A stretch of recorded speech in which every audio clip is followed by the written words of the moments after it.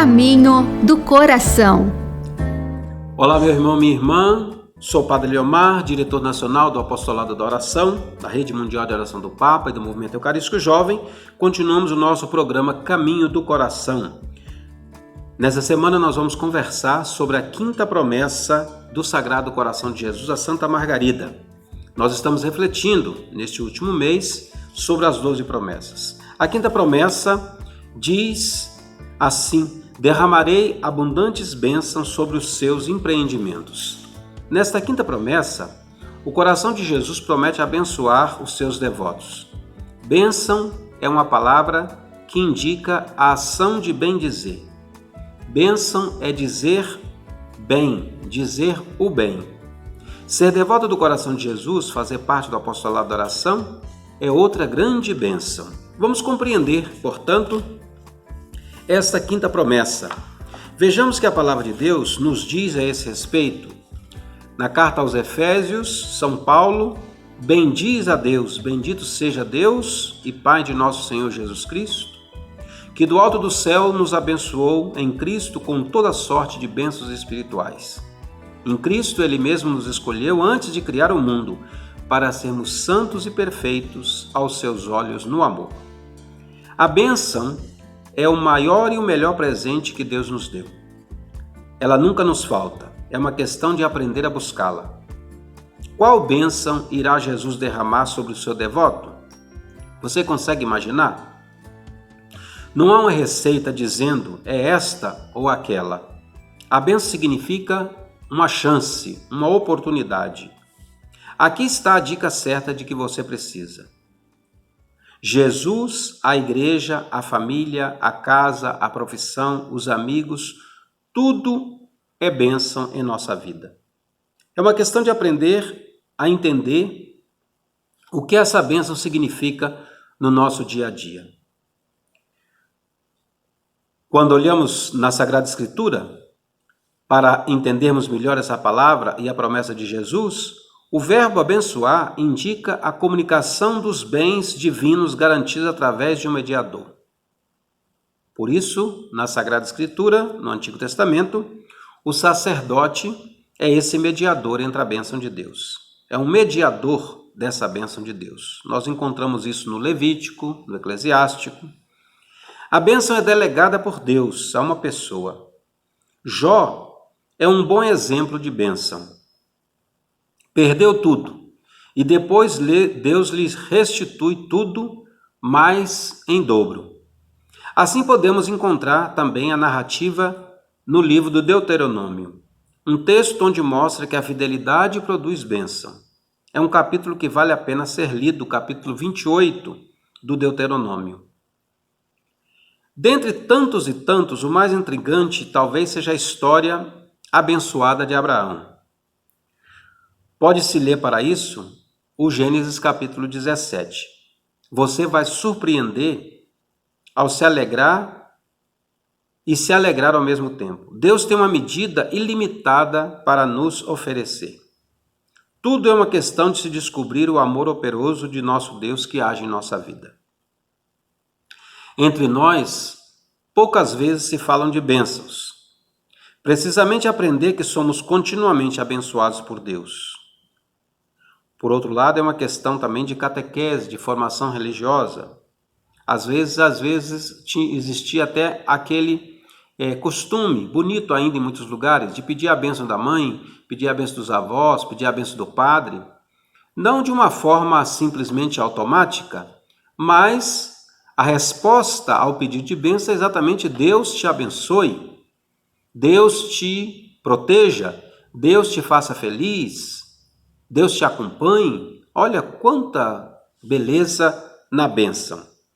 Temos descuidado da formação catequética das crianças e dos adolescentes. Precisamos retomar aquilo que é nosso, tomar posse da bênção de Deus.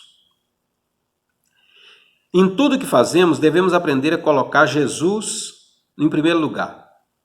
Ele é a grande palavra de Deus na vida da gente. Por isso, nas orações da igreja, sempre nós terminamos por Cristo na unidade do Espírito Santo. Jesus é essa bênção por excelência. O homem bendiz a Deus agradecendo as bênçãos recebidas. Jesus as recebe e o Espírito Santo a conduz ao Pai. Assim, vamos concluindo que viver é uma bênção infinita. Em geral, as pessoas se queixam muito da vida e outros da sorte. Alguns se apegam a superstições, procuram coisas que dão sorte e com isso querem evitar os azares da vida. O cristão deve aprender com Jesus. Ele é a única bênção que sempre dá sorte.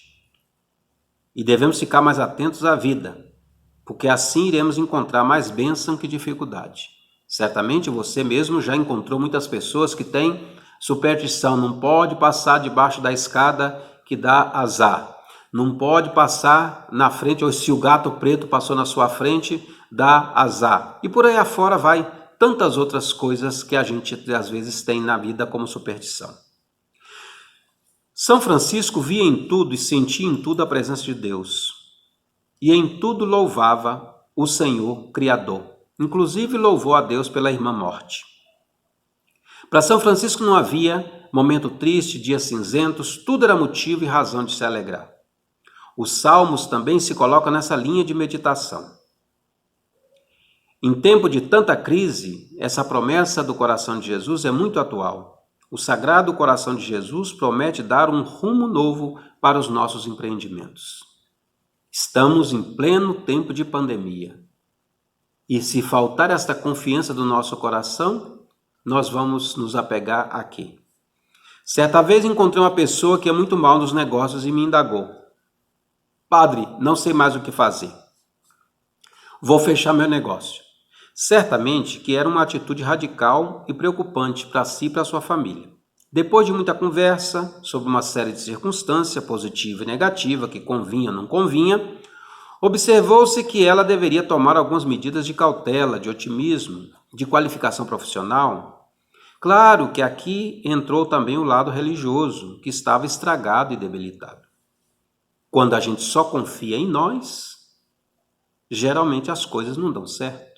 Então é preciso confiar também que Deus cuida de nós e Deus está atento às nossas coisas, como nós lembrávamos, na semana passada e hoje também. As pessoas em geral tomam decisões precipitadas, na maioria das vezes sem consultar ninguém. Decidem por si mesmas, por medo, por vergonha. Não está na carta de Paulo que os carismas são fundamentais para aqueles que têm fé? A bênção caminha, portanto, por esses caminhos, por esses trilhos. Quantas são aquelas pessoas que só fazem um negócio se consultar o diretor espiritual? No fundo dessa promessa está a ideia, a promessa é dada, mas há necessidade de se procurar os caminhos mais fáceis. Eles existem. Talvez a maior dificuldade das pessoas é unir o espiritual e o material, o humano e o divino.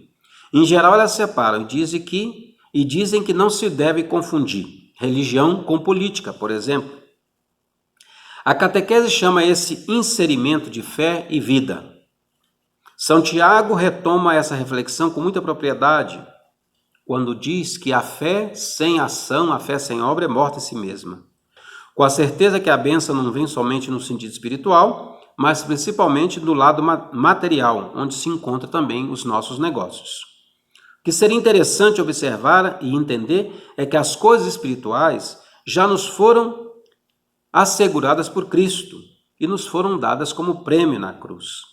Temos aqui que fazer a nossa parte, sobretudo no tocante ao lado material, onde entra a nossa inteligência e as nossas capacidades. Do lado de Cristo, Ele continua nos abençoando e nos fortificando com a sua graça atuante. Enfim, sem querer alongar demais, a maior bênção que Deus nos oferece é descobrir a força operante da abundância do Espírito Santo em nossa vida cristã. Aqui está o grande segredo da grande promessa do coração de Jesus a todos os seus devotos. Derramarei graças abundantes e infinitas sobre todos os seus empreendimentos.